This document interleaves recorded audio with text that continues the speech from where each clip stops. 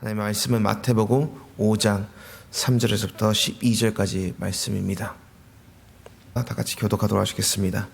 심령이 가난한 자는 복이 있나니 천국이 그들의 것이며, 애통한 자는 복이 있나니 그들의 위로를 받을 것이며, 온유한 자는 복이 있나니 그들의 땅을 기업으로 받을 것이며, 의에 줄이고 목마른 자는 복이 있나니 그들이 배를 부를 것이며, 긍휼히 여기는 자는 복이 있나니 그들이 긍휼히 여김을 받을 것이며, 마음이 청결한 자는 복이 있나니 그들이 하나님을 볼 것이며, 화평한 자는 복이 있나니 그들이 하나님의 아들이라 일컬음을 받을 것임이라. 의를 받는 자는 복이 있나니 천국이 그들의 것임이라. 너로 말미암아 너희를 욕하고 박해하고 거짓으로 너희를 거슬려 모두 악한 말을 할 때는 너희에게 복이 있나니 기뻐하고 즐거워하라. 하늘에서 너희 상이 큼이라. 너희 전에 있는 선지자들도 이같이 박해하느니라. 아멘. 오늘은 복이 있는 사람이란 제목으로 말씀을 나누길 원합니다. 우리가 새해가 되면은 우리가 보통 하는 많이 인사가 뭐가 있을까요? 벌써 이제 1년 새해도 지금 벌써 반 이상 지나가지고 이제 7월도 마지막이 되었던 것 같습니다. 그래서 보니까 오늘도 우리 7월 마지막 토요 예배더라고요. 근데 이제 새해 인사를 할 때는 보통 어떻게 인사하죠? 새해 복 많이 받으세요. 뭐 영어에서 Happy New Year 하지만은 한국 사람의 이제 어떻게 보면은 인사 자체가 저는 좀 참 재밌습니다. 새해 복 많으세요. 그러니까 어떻게 보면 영어는 좋은 새해가 됐습니다, 이런 느낌인데, Happy New Year가 아니라 새해 복을 많이 받으세요라고 합니다. 왜 그럴까 저는 지금 묵상해 봅니다. 여러분 이럴 수 있지 않습니까요? 새해 운 많으세요, 운 좋으세요, 이렇게 알릴 수 있는데 복 받으세요라고 말하는 것 자체가 어쩌면 우리 한국 사람들이 이렇게 어떻게 보면 복의 근원 대신 근원이 우리 인간이 아니라 뭐 또 운이 있는 것이 아니라 어떤 축복을 주는 존재가 있다는 것을 인지하는 부분도 있지 않을까라는 생각도 해보고요. 어떻게 보면 복 받은 어떻게 보면 그런 복의 근원은 우리에게 있지 않다는, 적어도 그런 퍼스펙티브를 가지고 있지 않을까 싶습니다. 어떻게 보면 여기서 다시 한번 묵상하는 게, 복을 받기를 싫어하는 사람은 없습니다. 여기서 복 받기 싫어하시는 분 계시는가요? 없을 줄 믿습니다. 손들어 내리지는 않겠습니다. 그러나 또 행복하게 싫어하는 사람은 없을 거예요. 오히려 한쪽으로 너무 치우친 복을 구하는 게 문제이지 않을까 생각이 들 정도로 우리는 복을 좋아합니다. 자신의 이익과 명예와 또 어떻게 보면 감투를 위해서 남에 대한 배려 없이 사는 사람들도 있을 겁니다. 결국 현 시대의 시대 정신은 그렇게 되긴 해요. 물질 만능주의가 되고요, 복을 받기 위해서 교회 안에서도 복 받는 것만 이렇게 생각하고요, 또 성공주의에 빠지기도 하고요, 내가 뭐가 돼야 된다고 생각하기도 합니다. 물론 되지 말라는 건 아닙니다. 성공할 수도 있고 물질이 많을 수도 있고 명예를 가질 수도 있습니다.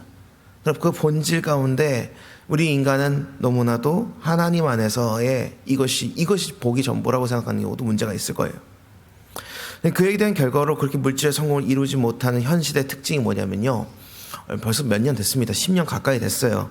한국에서는 이런 말이 있습니다. 한국에 대해서 너무 시대가 불투명하고 힘드니까 헬조선이라는 말도 나왔습니다. 헬조선이라는 말도 나왔고요. 이제 연애, 결혼, 출산을 포기했다고 3포 시대가 옛날의 말이고, 내 집 마련도 포기했다, 인간관계도 포기했다 5포 세대, 꿈도 희망도 포기했다 7포 세대, 모든 것을 포기했다 N포 세대라는 말도 벌써 나온 지도 거의 10년 가까이 되고 있습니다.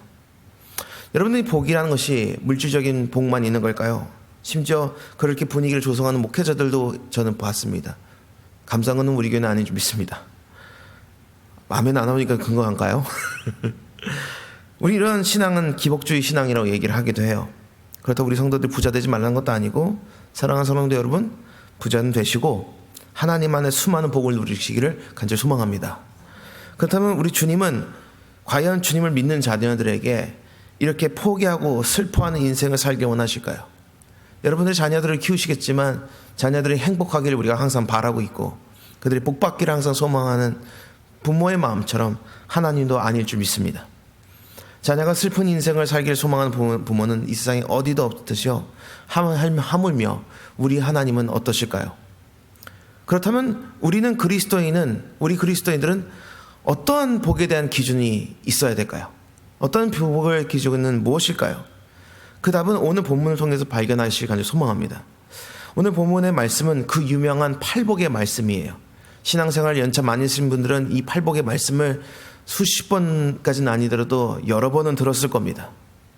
그리스도인께서 왜 우리 가운데 그리스도인에게 약속하신 복은 과연 그럼 무엇일까요? 오늘 본문을 통해서 주님께서 이 땅에 사역하신 지 얼마 되지 않았을 때 이 말씀을 전하십니다. 마태복음을 보게 되면요, 이게 지금 오늘 본문 말씀 읽기 전에 시간의 순서를 보게 되면요, 예수님께서 세례를 받으십니다. 사단에게 시험을 받습니다. 비로소 천국 복음을 전하며 제자들을 부르시는 거죠. 그리고 나서 갈릴리 두루 다니시면서 복음을 전하시고 병자들과 귀신 들린 자를 고치십니다. 이제 이를 통해서 많은 사람들이 이제 예수님을 알아가는 과정 가운데 있어요. 이제 몰려오는 무리들을 보시면서 오늘 본문을 기점으로 예수님께서 굉장히 긴 설교를 하시게 됩니다. 여러분들 이제 시간이 되시는 분들은 오늘 본문 말씀 읽고 나서 그 이후에 쭉 예수님께서 설교 말씀을 몇 장에 걸쳐서 쭉 설교를 하고 계세요. 근데 이 긴 설교 첫 번째 말씀이 오늘 본문에 시작되는 팔복의 말씀이에요. 우리는 여기 팔복의 말씀 보통 이렇게 해석하는 경우가 있습니다. 아, 그래?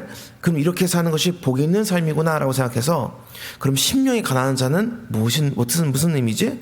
어떻게 하면 심령이 가난한 자가 되는 거지? 라고 하면서 3절 말씀 같은 경우에 심령이 가난한 자, 그래서 누가복음 같은 경우에는 비슷한 본문이죠. 누가복음은 너희 가난한 자라고 얘기합니다. 그래서 심령이라고 하면서 가난하다 이게 의미하는 게 어떤 의미가요? 영, spirit 생각하면서 영적으로 갈급한 자, 즉 오로지 하나님을 의지하는 사람이라고 해석합니다. 또 4절에 애통하는 자는 죄에 민감히 여겨서 통회하는 사람이라고 해석하고요. 5절에서는 온유한 자 하면서 영어 성경도 보면 the meek 얘기해서 순하고 유순하고 온순한 사람이라고 생각하면서 세상에 봤을 때 손해보는 것 같고 남들이 봤을 때는 바보같이 착한 사람일 수도 있습니다. 예, 여러분 이 해석들은 틀린 건 아닙니다. 네, 이 해석도 더 맞긴 맞습니다. 근데 당연히 그리스도인이라면 오로지 하나님을 의지하고 살아가야 될 줄 믿습니다. 당연히 그리스도인이라면 죄에 민감해서 통회하며 회개하는 삶을 살아야 될 줄 믿습니다. 할렐루야. 온유한 성품도 당연히 가져야겠죠. 하지만 오늘 본문에서는 좀 다른 관점에서 오늘 본문을 바라봤으면 좋겠어요. 어떻게 보면 이전까지 해석은 좀 나무였다면 오늘 본문 말씀 해석할 때는 숲을 바라보는 입장으로 좀 말씀을 좀 해석하고 싶습니다. 오늘 본문에 나오고 싶은 핵심은요, 이렇게 살면 복을 받을 것이다 라가 아니에요. 실은 저는요, 오히려 이 팔복의 말씀은요, 우리 그리스도인들을 향한 하나님의 위로의 메시지고요, 용기의 메시지임을 나누고 싶습니다. 첫 번째 위로의 메시지는 이겁니다. 왜 오늘 말씀이 위로의 메시지인지 알 수 있냐면요, 바로 오늘 본문 말씀 중간에 나와 있는 인난이라는 단어 때문에 그렇습니다. 이 인난이라는 단어가 이제 헬라어로 dot라는 말을 사용하고요, 영어에서 성경에서 뭐라 하면 for라는 단어를 사용합니다. 그러니까 because라는 의미를 사용하고 있죠. 그러니까 자주 이 앞의 내용을 원인으로 가져가고 뒤의 내용을 결과로 가져가는데요, 올바른 해석이 뭐냐면요, 앞의 내용이 원인이고요, 뒤의 내용이 결과물입니다. 그래서 어떻게 보냐면요, 인난이라고 이것을 읽었을 때 오늘 본문 말씀을 볼 때에 있을 것이다, 왜냐하면 이를 중간에 넣으면 훨씬 더 해석이 잘 됩니다.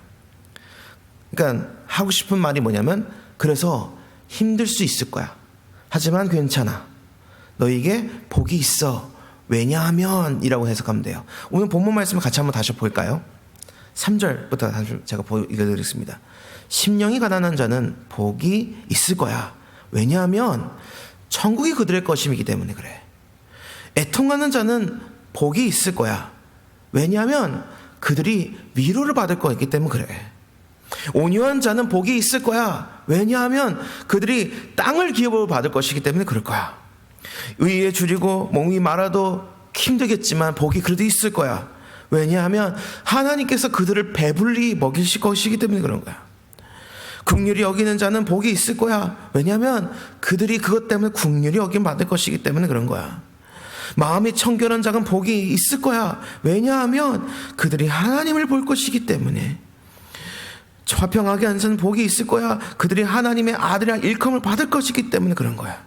의에 위하여 박해를 받는 자는 복이 있을 거야. 왜냐하면 천국이 그들의 것이기 때문에 그런 거예요. 나로 말미암아, 예수님으로 말미암아 우리를 욕하고 박해하고 거짓으로 우리를 거슬려 모든 악한 말 할 때는 그래도 우리에게 복이 있을 거야. 왜냐하면, 그리고 그래서 그 감정 가운데 나와야 되는 우리의 탄성 뭐냐면 기뻐하고 즐거워해야 될 줄 믿습니다. 하늘이, 그래서 왜냐하면 하늘이 우리에게 주시는, 하늘에서 우리의 상이 있을 것이고 우리 전에 있었던 믿음의 선지자들도 이같이 박해를 받았기 때문에 우리에게 또 복이 있을 거기 때문에 그럽니다. 여러분, 우리의 삶이 아무리 힘들어도요, 영적인 갈급함이 계속 있을지라도요, 남들이 보기엔 손해보려는 것처럼 보여도요, 세상 친구들 나를 버려도요, 의를 위하여 핍박임 받는 상황이 있을지라도요, 내 삶에 화평하게 하기 위해서 내가 소금처럼 녹아버리는 고통이 있을지라도요, 복이 있을 줄 믿습니다. 왜냐하면요, 바로 하나님께서 붙드시기 때문인 것입니다. 10년이 가난한 게 뭐가 좋겠습니까? 애통한 것이 뭐가 좋겠습니까? 온유하게 사는 것이 손해보는 인생 아닙니까? 그러나 이 모든 것이 복이 된 이유는 하나님께서 붙들어 주시기 때문인 줄 믿습니다. 바로 우리가 세상에 어떻게 살든 간에 하늘의 상이 있기 때문인 줄 믿습니다.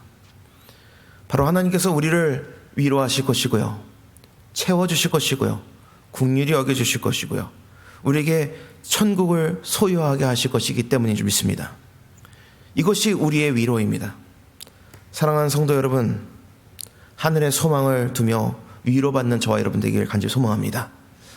두 번째 나누는 메시지는 이거야. 용기의 메시지이기도 해요. 이 말씀이, 오늘 본문 말씀은 우리의 위로도 되지만요, 그리스도인으로서 이 땅에 살아가는 용기도 줍니다. 앞에서 말씀드렸지만 주님께서 이 온 갈릴리를 두루 다니시면서 복음을 전하시고 병자들, 귀신 들린 자를 고치십니다. 이제 이 일을 통해서 예수님 앞에 많은 사람들이 몰려오게 되는데요, 이제 몰려온 무리들을 보시면서 오늘 본문 말씀 5장을 기점으로 해서 7장 27절까지 쫙 긴 설교가 예수님께서 이어져 나가요. 이 얘기하면서 팔복 다음에 나오는 내용의 핵심을 제가 읽어드릴게요.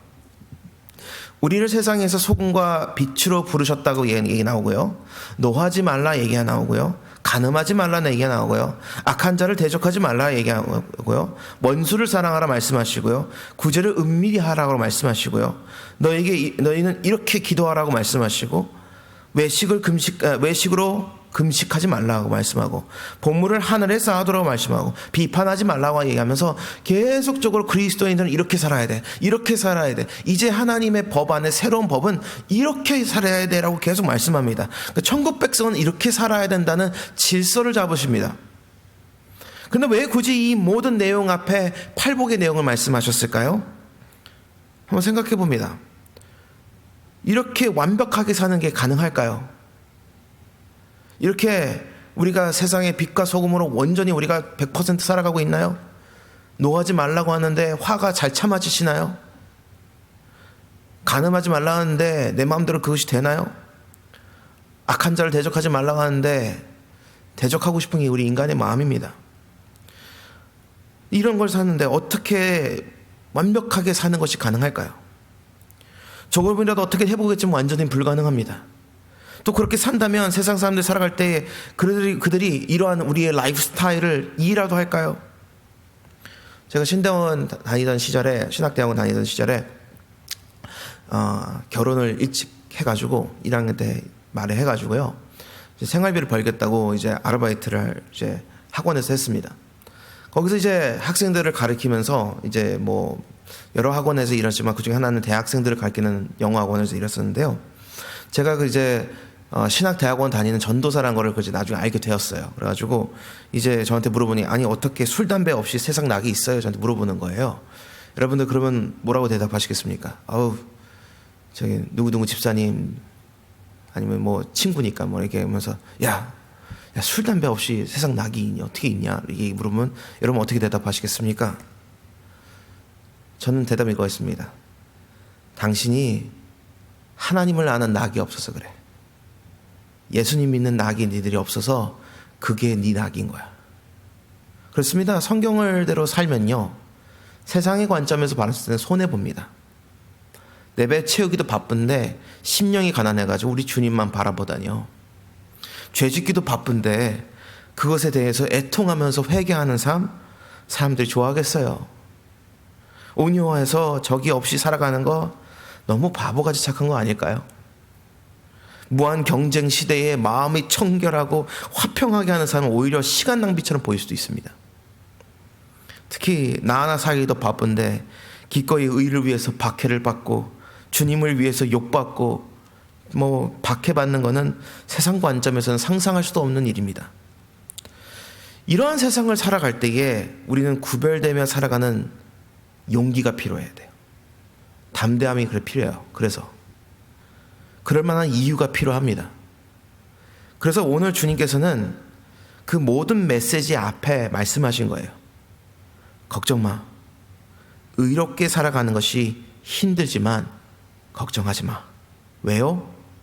그것이 진짜 복이 있는 삶이고 그 복된 삶을 하나님 아버지가 채워주실 것이기 때문에. 그러니까 두려워하지 말고 손해본다고 생각하지 말고 나만 믿고 따라와라고 주님께서 말씀하시는 거예요. 이제 주님의 약속을 믿고 따르는 저와 여러분 다 되길 소망합니다. 제가 정말 좋아하는 저도 요즘 찬양도 되게 좋아하는 사람이긴 하지만요, 예전 찬양도 되게 좋아하고 가사를 좋아하는 찬양들이 있습니다. 이제 기회가 될 때마다 나눴으면 좋겠지만 제가 정말 좋아하는 찬양 중에 하나가 있다면은 살아계신 주라는 찬양이에요. 다들 아실 거예요. 번역된 찬양인데 후렴이 어떻게 돼요? 살아계신 주 나의 참된 소망 걱정 근심 전혀 없네 사랑해 주 내 갈 길도 아니 내 모든 삶의 기쁨 늘 충만하네. 근데 이게 원래 영어 가사를 번역한 거예요. 너무나도 한국의 번역이 잘 돼가지고 그 기분 이렇게 많이 부르시는데 원래 영어 가사는 제가 번역을 하면 이렇게 되어 있습니다. 그분이 살아계시기 때문에 나는 내일을 마주할 수 있습니다. 그분이 살아계시기 때문에 모든 두려움은 사라졌습니다. 그분이 모든 미래를 붙드시고 계심을 나는 알기 때문에 삶은 살만한 가치가 되었습니다. 단지 그분이 살아계시기 때문에. 우리는 죽은 하나님을 믿는 사람이 아닙니다. 지금도 살아계셔 역사하신 하나님을 믿는 줄 믿습니다. 그 하나님을 믿는 믿음의 사람이라면요, 주님 그분이 살아계시기 때문에 이 모든 것이 견딜만한 것이고 소망이 있는 것이에요. 바로 주님께서 살아계셔 지금도 역사하시기 때문에 그렇기 때문에 그렇습니다. 심지어 아무것도 없을지라도 복이 있는 줄 믿습니다. 우리의 삶의 의미는, 우리의 삶의 기쁨은, 우리가 살만한 이유는 단지 주님께서 지금도 우리 안에 살아계셔 역사하기 때문인 줄 믿습니다. 자, 그렇다면 말씀을 좀 짧게 빠르게 마무리를 해야 되는데, 그렇다면 그 사실을 믿는 우리는 어떻게 삶을 살아가야 될까요?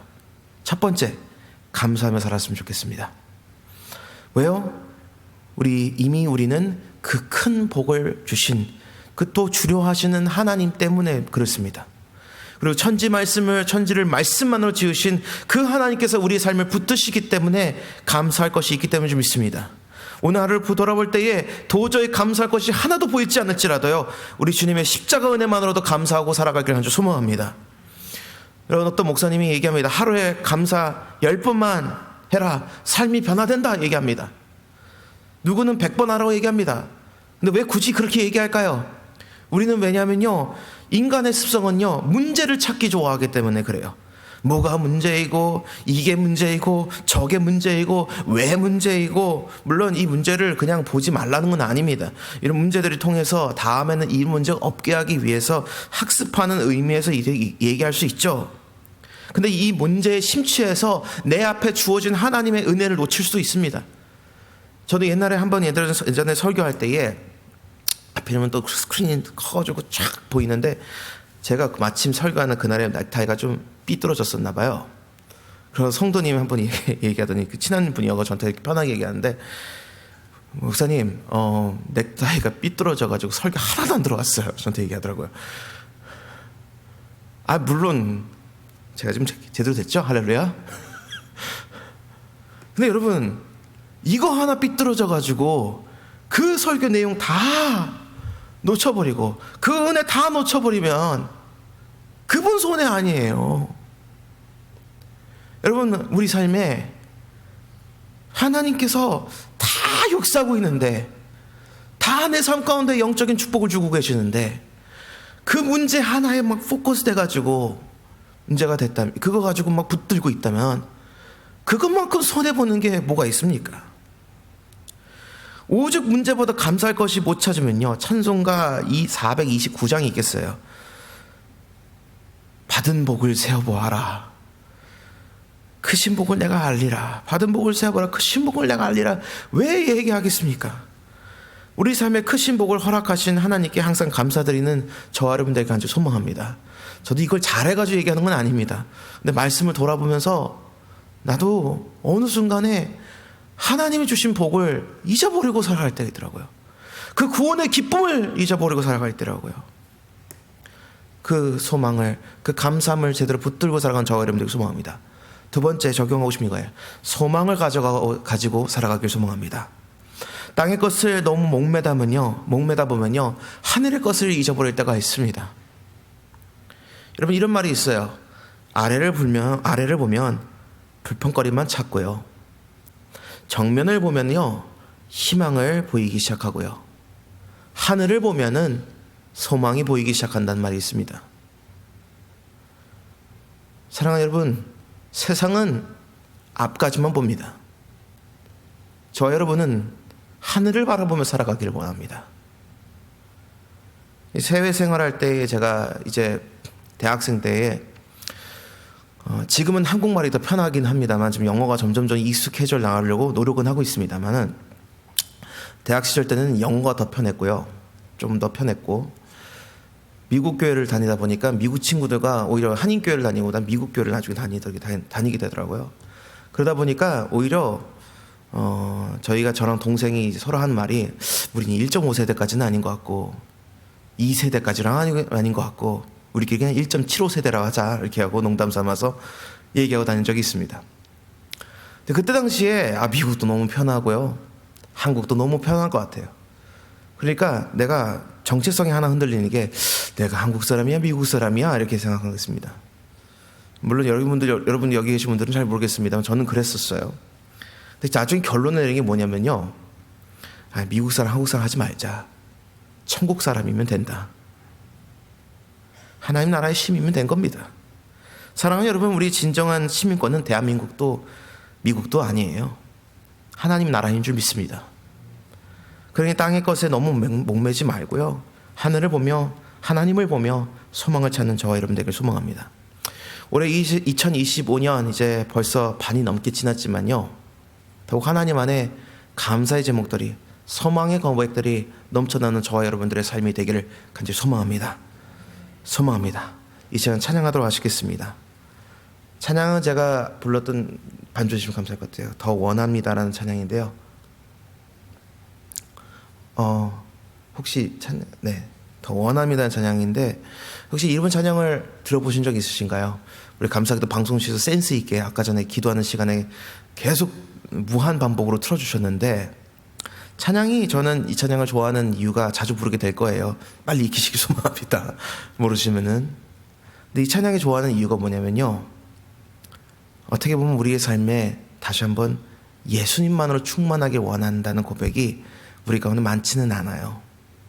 그래서 오늘 이 시간 가운데 주님만 바라며 주님만 갈망하며 주님이 주신 그 은혜만을 간구하며 나가는 우리의 삶과 이 시간 되길 소망합니다. 찬양하시겠습니다.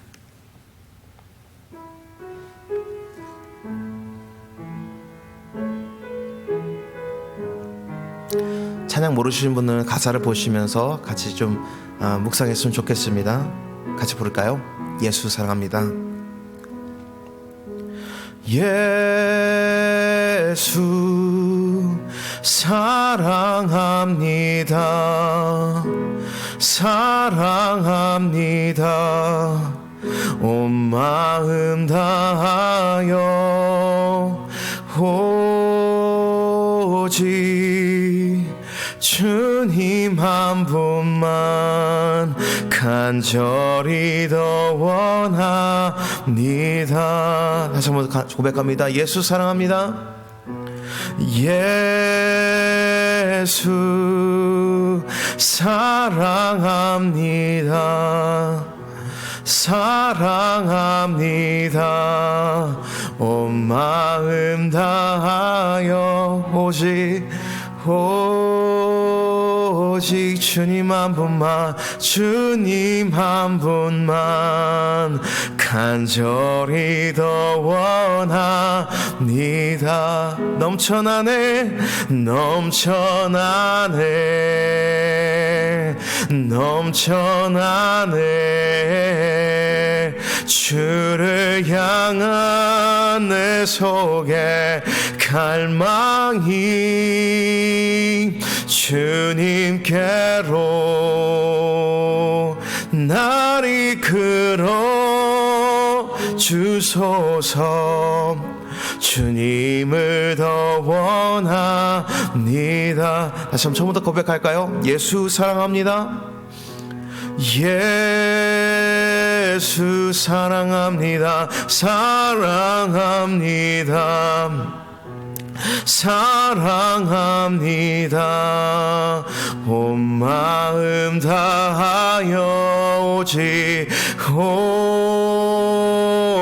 주님 한 분만, 주님 한 분만 간절히 더 원합니다. 넘쳐나네 넘쳐나네